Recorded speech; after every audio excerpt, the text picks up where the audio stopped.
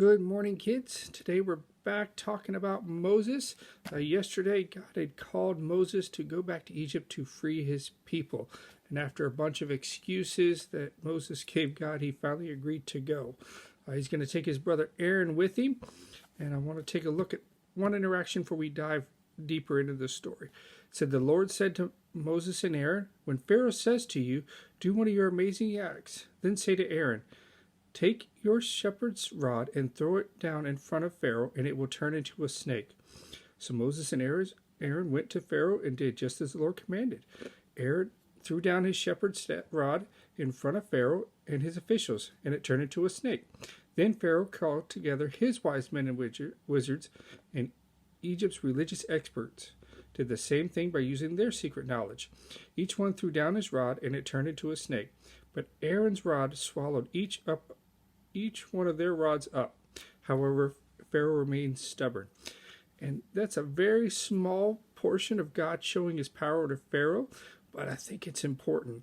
Here's Pharaoh with all his wise men, magicians, his experts, and they are able to do the same thing that Aaron did. However, Aaron's snake that he had turned his shepherd's rod into by the power of God ate all of theirs up. God's illustrating that he is the one that is all powerful. After that, God sent 10 plagues to Egypt to show Pharaoh who he was. The first one that he did was God turned all the water to blood, which is really gross. But Pharaoh didn't want to listen to Moses and Aaron. Every time, after every plague, Moses and Aaron went, "Hey, let my people go." God says, "Let my people go." He's like, "No."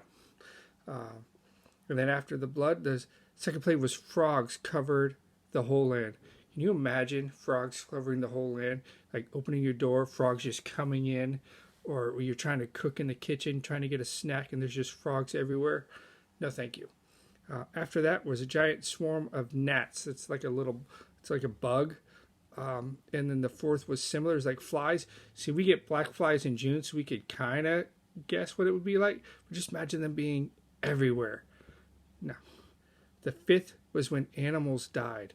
And, it's kind of sad that animals had to die because of Pharaoh being stubborn, but that's what happened. The sixth was boils and sores on the people. That's painful.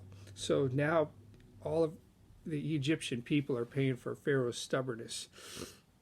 The seventh was hail and lightning. You're like, that's not so bad. But it's like intense. It's like a lot of it. It's really close.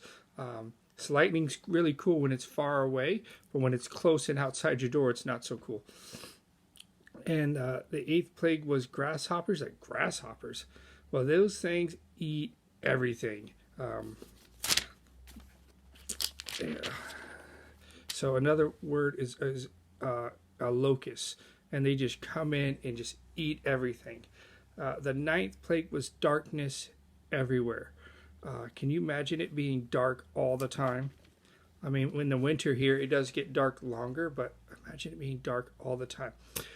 I lived in Iceland when I was in the military, and it was only, in the winter, it was like 4 hours a day. Like I went to work at like 8 in the morning, and it was dark. I came home at 4 in the afternoon, it was dark. It was very short times. So, and the 10th plague was when Pharaoh's son died. And it was the firstborn of everyone. And that's when Pharaoh finally listened to God and said, "Okay, you can go." And we're going to talk about that journey tomorrow. God is all powerful, and sometimes when he's displaying his power, people are stubborn to that, and that's what Pharaoh was doing. He's like, I see that, but no.